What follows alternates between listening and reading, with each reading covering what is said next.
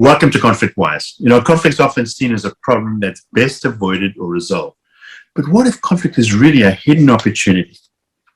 A hidden opportunity for change that is lost if we rush to release the tension it brings. Not only the tension between us, but also the tension within.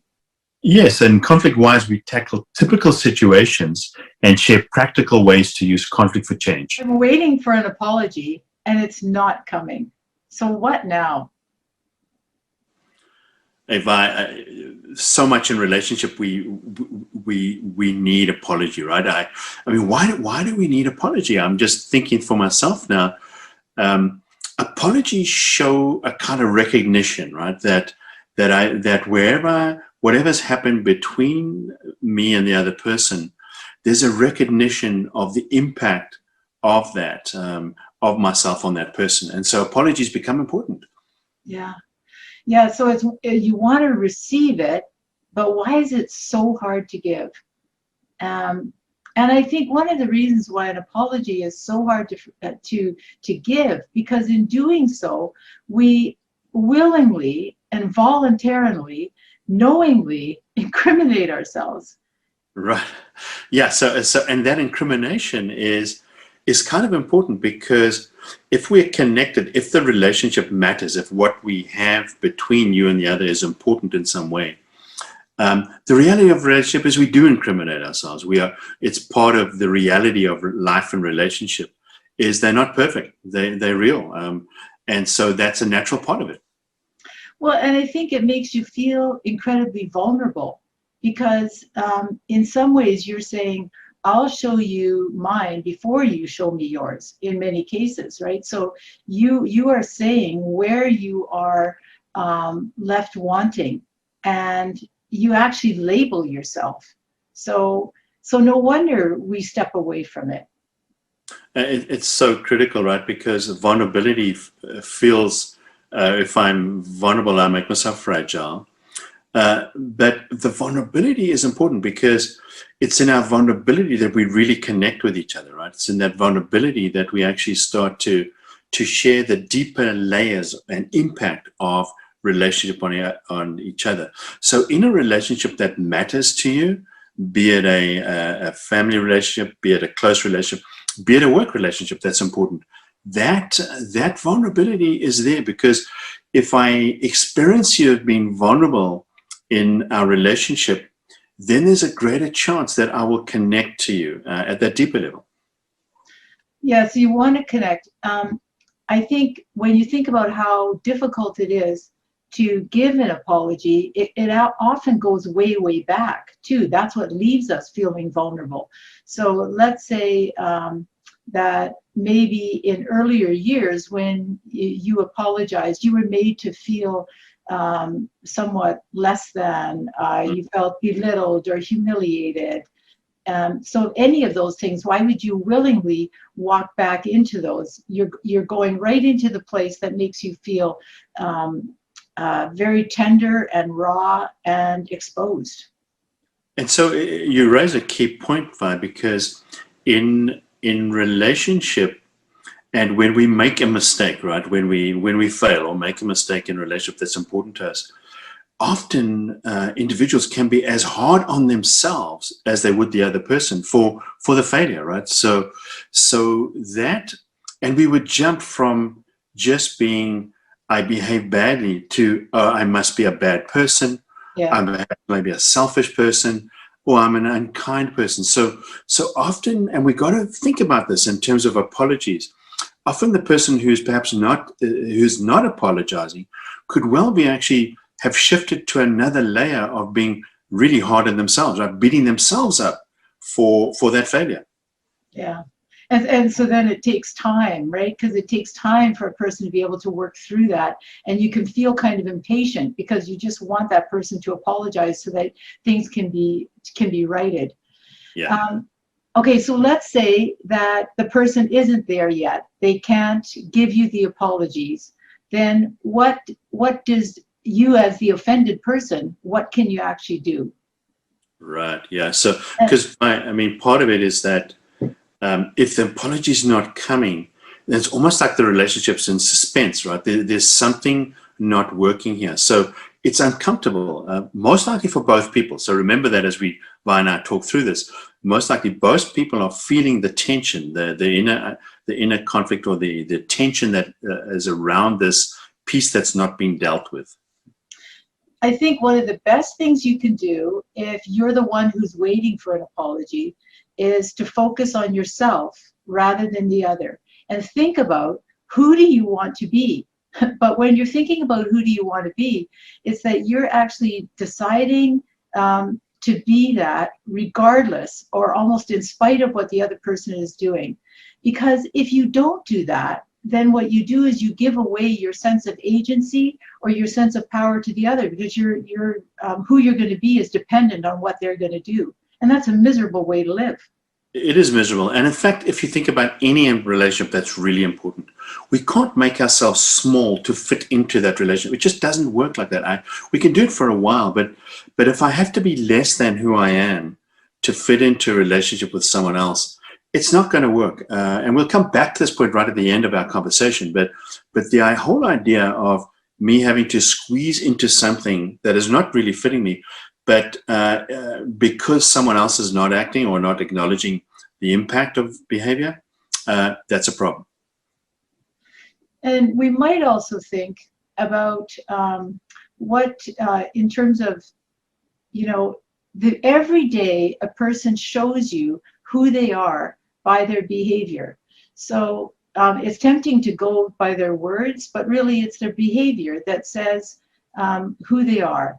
And so if over time, let's say you give that person constructive feedback and that person really still doesn't receive it, then you have to decide on the basis of what they do, not what they say, what it means for the future of your relationship.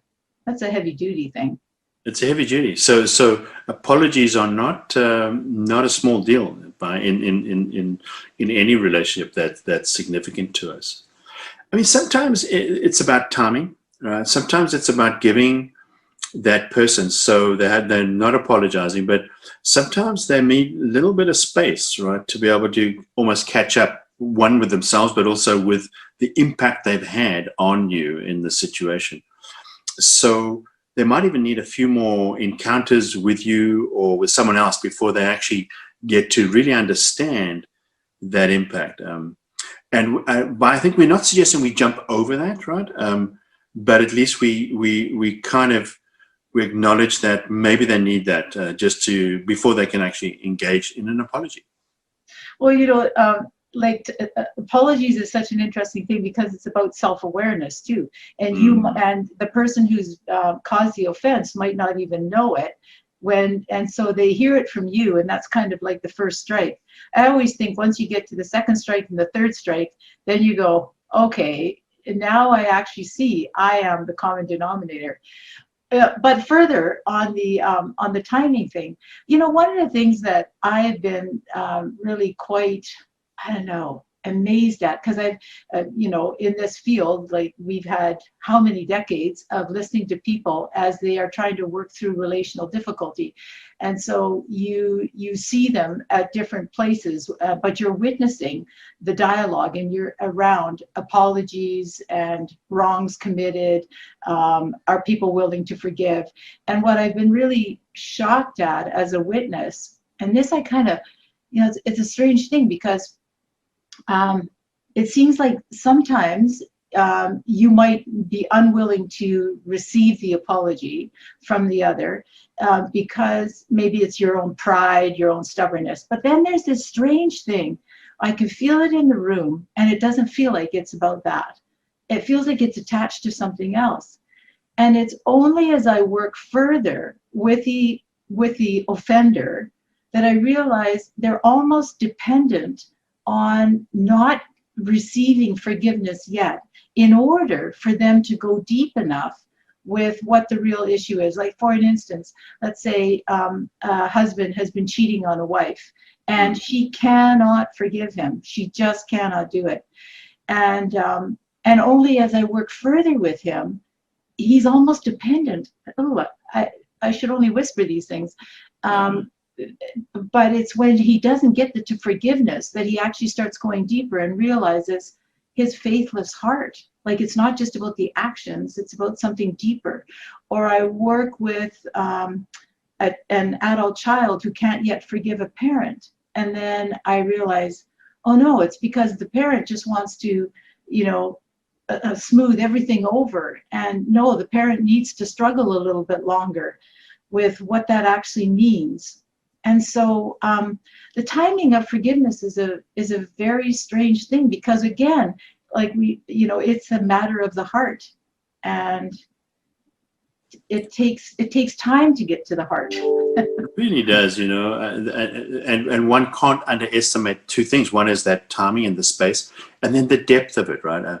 I mean, one of the things that came to mind just as you were talking for me is, what happens if someone apologizes and then reoffends, right? And that often these things are not just one-off deals; they are patterns of behavior between us, particularly people that you were close to, family, loved ones. It's the reoffense that makes an apology seem very thin or nothing at all, because it kind of very shallow in a way. So that point about allowing things to sit, so the impact can be truly experienced, is important. So I like the way you shift over to the person who's apologizing,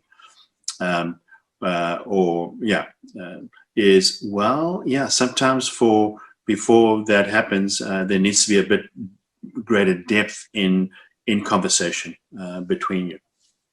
Yeah, I like what you said, because what it is about, it's about justice and the future, right?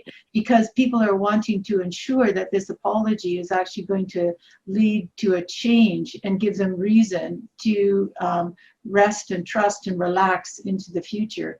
So it's this middle stage, which is hard, and it's very tangled, but you have to honor the process. I mean, you and I know from our work that conflict is always about tomorrow. It's always about the future. And one of the challenges, if you're not getting an apology, and probably circles right back to where you started here, Vi, in this conversation, that if I don't get the apology that I'm kind of anticipating, I can begin to lose hope, because my expectation about what could be comes down a notch. And so apologies are important in that way, expecting them. And when they don't happen, what I do for myself about tomorrow is important. So part of it is actually being not just patient with the other person, but patient with ourselves, right? Giving ourselves that space to try and make some sense of what's going on between us as we do that. So, Vine, what's the bottom line in all of this? Yeah. Well, yeah, I was just thinking that myself, is because I think you have to really trust your gut here. And if you're still really struggling to accept the apology, then maybe there's some injustice underneath that you haven't yet addressed. And that if you could address that injustice, then maybe you would be more willing to accept the apology. And so what's a measure of that? A very simple word that we use is that if you're feeling resentful about giving an apology, that's an indication of what Vi is talking about, this deeper level of injustice or something else that we haven't yet had chance to explore. And there's an opportunity in that, right? Because if we do that, then, so for yourself, if I'm still feeling, I'm feeling resentful about having to apologize or in this situation or what's happened between us, then in fact, it's an indication we should go deeper, have that more difficult, challenging conversation. It will be rewarding. It's not an easy one when you're in it, but the rewards of it are fantastic, because then there's a chance that we'll understand each other just that much better. I'm John Radford, and together with Viola Neufeld, we'd like to thank you for being part of our quest to really help people use conflict for constructive change. If you found this video useful, please subscribe to our Conflict Wise channel and share your opinion on the comment section and tell us what you think about I'm not getting the apology, now what?